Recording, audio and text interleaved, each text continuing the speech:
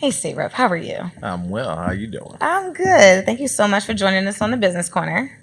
So, give me a few ways that Pennsylvania is investing in creating new jobs and helping small businesses succeed. Well, first, let me thank you for giving me the opportunity to even talk about what we can do for small businesses here in the Commonwealth. We have a portal now that's a one-stop hub that folks can access on the actual website, on our state website. I encourage folks to actually go there, log in, or create an account, because you can do all of your business needs from that one particular hub that allows you to create new LLCs, or if you want to create a nonprofit entity or whatever you may want to do. That is the vehicle in which we want to direct folks into accessing what we have to offer. All of the resources are led through that portal site where you can get access to all the other great initiatives that the state may offer. So as it relates to small businesses, this is something that's like near dear to my heart. I'm a small business owner. I believe that we need to create small business to big business, because I think that is the way we should all be looking to go on to. About how do we actually connect folks back to resources their state can offer so they can grow those businesses, especially our minority business. This is a particular focus that I've been really passionate about since I have taken on the role of state representative. I've been trying to create what they call is a procurement tracking system that allows in real time for minority business to see exactly where they may fall in the pipeline of receiving state work or vendorship. So I received some commitment from our new governor in chief, Josh Shapiro, around how do we actually bring this system to market to ensure that we can actually funnel these critical funds and resources back to the most precarious communities that we know are looking for equity, looking for options to grow. That is one of the vehicles we want to look to kind of like manage what we have and be able to measure that success. Because from a small business standpoint, granted, all the things we may offer, there's always going to be challenges, especially for minority businesses. Right. So we want to make sure that folks are not receiving any obstacles that they can actually get over those things and be able to be successful in their business. So what we want to direct folks to is that one stop hub that get all your business needs through that one vehicle. So, tell me a little bit about small businesses in the Commonwealth of Pennsylvania. What new and innovative tracks are you guys doing to help grow them?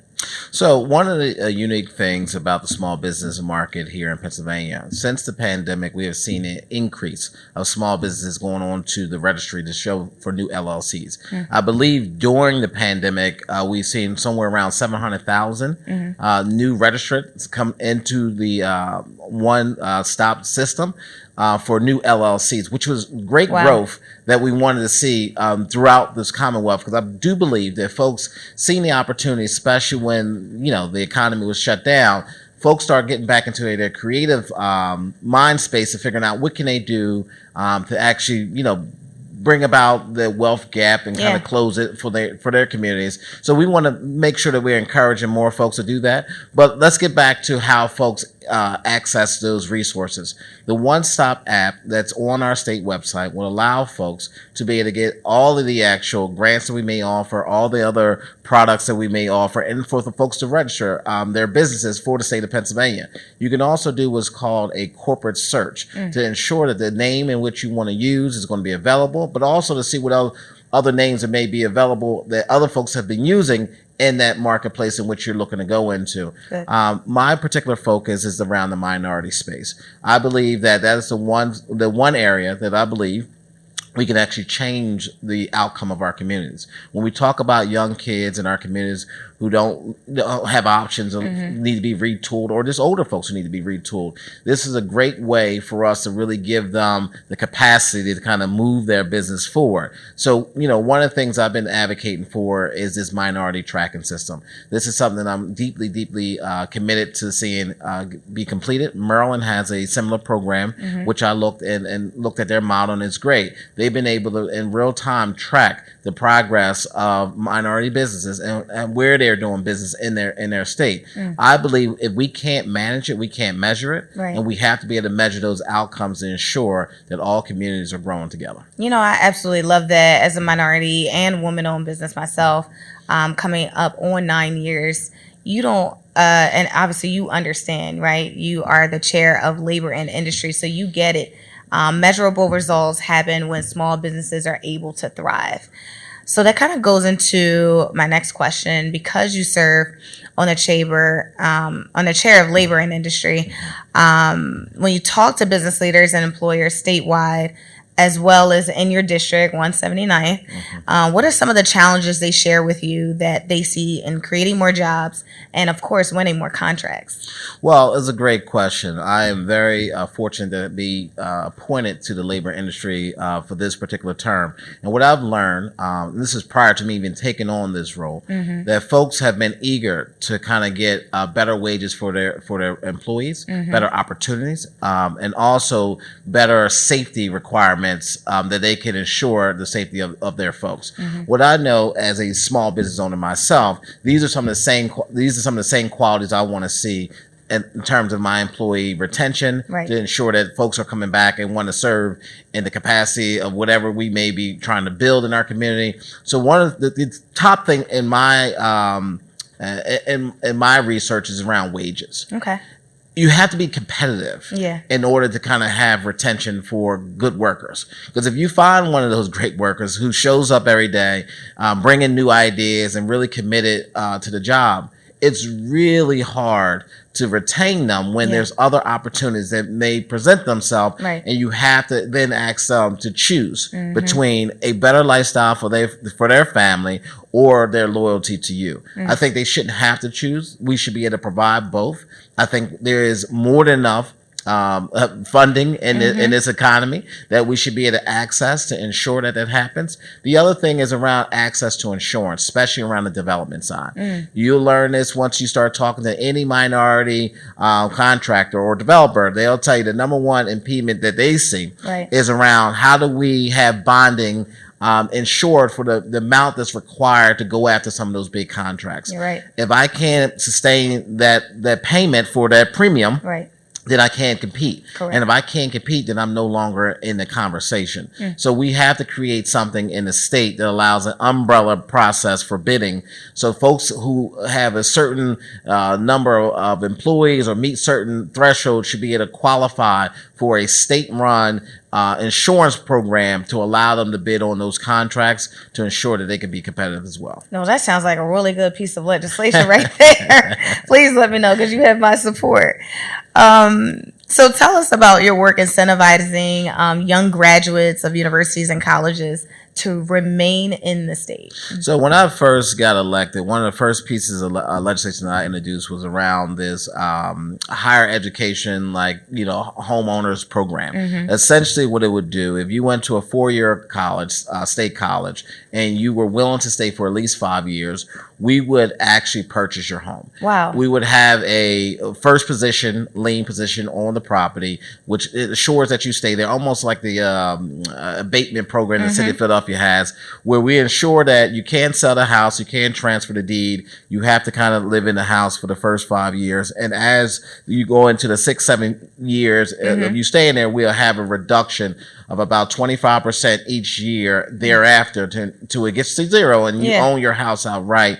But that was one of the ideas that we floated around when I first got there. Obviously, we just have been, busy trying to get other things done, but we weren't actually in the majority at the time. Right. So this was a minority bill that we were pitting forth. Now that we're in the majority, we're having different conversations around how do we actually do this 4-year college to ensure that more folks actually take advantage of the opportunities there. One of the challenges we were faced with, I won't say it was a challenge, but it's something that we have to keep in mind.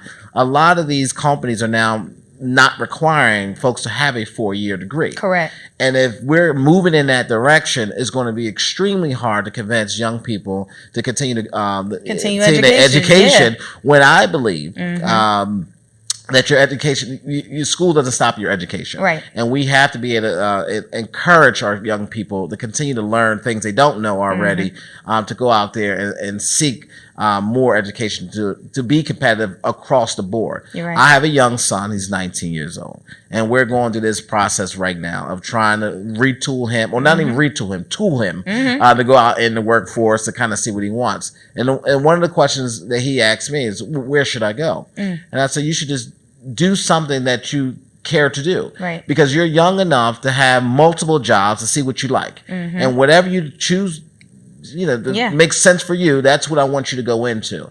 But I don't want you to chase the money. And I don't want you to go into a career because you think that, you're going to make a certain amount of money. I want you to do something because it's passion involved, with your commitment. Because I think that's the only time we're going to have young folks really committed about going back or going into the workforce if we meet them where they are. We can't keep trying to have a cookie cutter process for our young people. Their minds are just not set up that way. They were brought up in a time of technology, and we have to be able to embrace the way they were brought up and how they receive information. Most of the young folks that I talk to that around my son's age, they receive all of their information, news or anything else through social media. Social media, yeah. So we have to figure out how do we incorporate that reality to the present day to ensure we're not losing all of that talent going to the wayside because we haven't been able to engage them. You know what? You said something very powerful, and that was about passion. The passion about your job will always allow you to figure out and predict where you want to go in your future. And I think, yes, that demographic is absolutely right. From 17 to 24, these kids are, like, in terms of the next generation, is really trying to figure out what their next steps are. And I think, some of those progressive, innovative policies, now that we're in the majority at the State House, I would love to see that bill go up, because half the battle is, we're now seeing universities like University of Penn doing over 120 certificate programs, right? Versus some of the college-led ones. And first, and there, as we look at the type of cost for a certificate degree, you can, it's almost a semester. Right, rate. It's like between $5,000 and $6,000, and so I thought that was very interesting. But also, people that are in these institutions and also corporations are also seeing, the best part of it. You're very true, and just to kind of add on to that point, and this kind of brings me back to the way I made my way into the state capitol, and like my road to this place. It was through that passion, my commitment to the community, which came from, believe it, years and years of my family being engaged in the community, from my mom being a block captain to my grandfather being a small time contractor, taking all of his grandkids every summer to work on jobs to make sure that they had some type of trade. And for me, losing my brother in that same community, which made me change my commitment to how we can do things. So I see myself on that same road of going nowhere fast. And I see a lot of young kids on that same road going nowhere fast, because we've been conditioned in a way based on where you were raised or what zip code you come from. It almost determines your outcome. And you have to change that thinking. You have to break that agreement. And we have to get our young people to break that agreement. It has nothing to do with what zip code you come from. It's about what you're committed to do, to change that reality and become whoever you want to become. Love that. So what has been your approach to leadership? So the first approach to leadership was around building some type of synergy around a team framework. When I came to the House, one of the inspirations for me actually running for office was Tony Payton. Tony Payton is the individual that I hold his seat. The 179th was his original seat. And me and Tony became close when he first got elected. I remember him taking me and Joe Hill, believe it or not, Joe Hill, and Jamera. We all went up to the state capitol for his swearing in. And it was my first time ever being inside of the Capitol. And I can tell you, I was amazed by just the sheer, elegance of the building. And I was thinking, here's this young guy, a little older than me. And he's here, 25 years old, amongst most of his peers at the time was in their 50s and 60-year-old white men. And I'm saying, wow, he's sitting at a table of controlling almost $50 billion, bringing back resources to communities that look like black and brown communities. That is something that you can aspire to. And when the opportunity came, and he asked me, he said, I want you to fulfill this seat, because he no longer wanted to pursue re-election. I said, well, I'll gladly do it, because I do believe in the work that you have started, and I wanted to continue that work. So when I got there, Jordan Harris was the only person that was close to my age in the state capitol. And me and him had forged a great relationship. And from that relationship, we was able to recruit some other folks to run for state capitol. And now we have a small little team of Donna Bullock, Morgan Cephas, Joanna McClinton, and Jordan Harris. And if you know any of those names, you know all those names are in leadership today. Yes, they are. And that's not by an accident. That was something that was coordinated because we had a commitment to each other and a commitment to our community. That we were not going to have a status quo approach to Harrisburg. When I first went to Harrisburg, I remember folks telling me, friends don't let friends go to Harrisburg. Wow. It was almost demeaning to say that you were going to Harrisburg, but we have changed that narrative because we have shown folks that there's real resources there that we can unlock. It was real things we can do to convince our community that they should be inspired to vote again and come out and be a part of the process. Because too often we hear, why should I vote? Right. What does my vote get me? And then you look around and you say, well, your vote got you the first African-American speaker from the city of Philadelphia. Your vote got you the second, but youngest, appropriations chair. Your vote got you 7 leadership positions, all committee positions from Philadelphia. This is real outcomes for communities. This is when we talk about this vote also got you the Austin Davis, the Summer Lees, because they all came up under our coalition when we were in the House all together. Now we have Lieutenant Davis, and then we have Congresswoman Lee. This is what you can do when you actually work together in a collaborative manner to have an outcome that you all looking to get through to, and really have some true commitment to one another, and not look at everyone as competition, but look at each other as a team. I love that that vision, because if it wasn't for exposure, right, to seeing what's possible, if it wasn't for you not being at the table, noticing that you need more representation that looks like you and me, and then if it wasn't for, again, in order to be a leader, I believe everyone has to vote for you to be in leadership. And because that's what needs to happen and what has happened, you're right. Our vote does go into those areas of leadership, which again constitutes over $50 billion in a budget in the Commonwealth. 67 counties, 66, probably 2. It's like Philadelphia and Pittsburgh are the largest counties in terms of voting blocks, right? Sure. But in terms of like resources, Philadelphia is one. So thank you for that and pointing that out, because that does make a difference. So poverty, it's always a big topic here in the city of Philadelphia, but also in other counties across the Commonwealth, but particularly in Philadelphia. I believe, there's reports that says it is the largest when it comes to Pennsylvania. So it is very difficult to find jobs paying a sustainable wage. So I think my question to you is, what can state and local governments do in collaboration with business and nonprofit organizations to work to reduce the poverty rate? Well, first thing we got to do is stop putting the stigma around poverty. I think that we have to start by educating folks what is poverty, what constitutes poverty, because I think everyone has a different definition. And we have to get serious about it. Because too often when folks talk about poverty, and especially from the business world, we have to be mindful of this. It looks through this lens of lazy.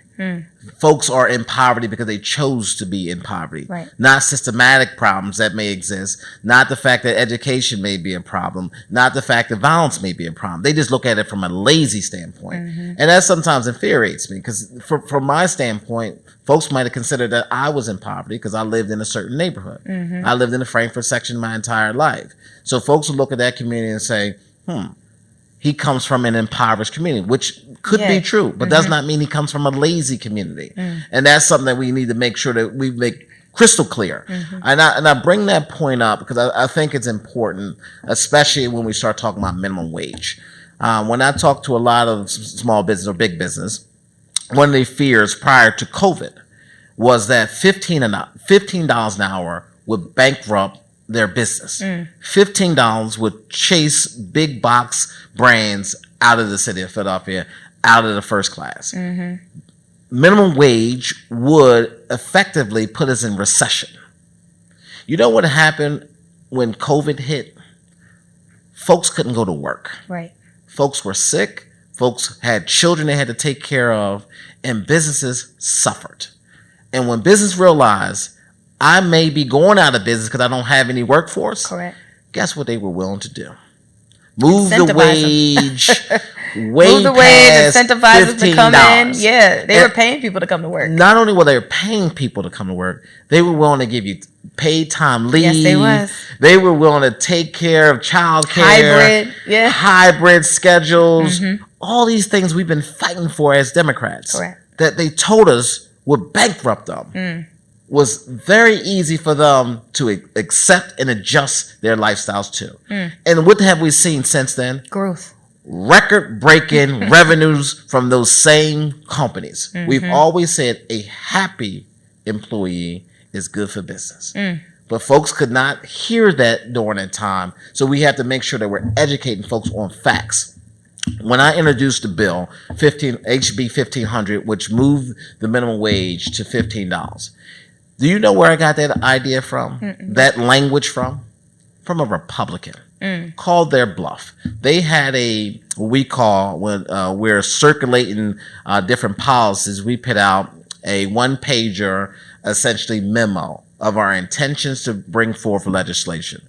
But that intention to bring that legislation forward was never to actually actually do any work. It was a political ploy to say, we care about the poor communities, not just the ones in Philadelphia. Because here's another a myth that's always told, that only poor communities exist, the ones that look like me. Not true. There is numerous communities throughout this Commonwealth that are hurting because they do not have a living wage that they can actually sustain their family with. So when that same Republican who introduced that memo, and I took his language, introduced the bill, passed the bill, and sent it to the Senate, where it's Republican-led, do you think that bill moved yet? No, it's still in committee. Still in committee. So we call them out all the time. Why haven't you moved on your own piece of legislation yet? What is your excuse? Because you have none. And when we did the math and we showed the COLA, which is the cost of living adjustment that legislators received, i.e. Republican legislators received, which was outpaced by the increase that we want to give folks who are on minimum wage. By the way, it's $7.25 in the state of Pennsylvania. Yes, it is. Every other surrounding state is higher than $7.25. Correct. Let this sit in. West Virginia has a higher minimum wage than Pennsylvania. That's pathetic on our part, and we should be embarrassed as a state that we have not moved poor people out of that column because we choose to keep them there systematically. You know what? I'm encouraged about this conversation. I'm encouraged that we have leaders like you in those seats. I'm encouraged about our governor, right? His first 100 days is looking pretty incredible. And so I just thank you so much for joining us as we continue to work on improving small businesses in the Commonwealth of Pennsylvania. Well, thank you for having me. Thank you.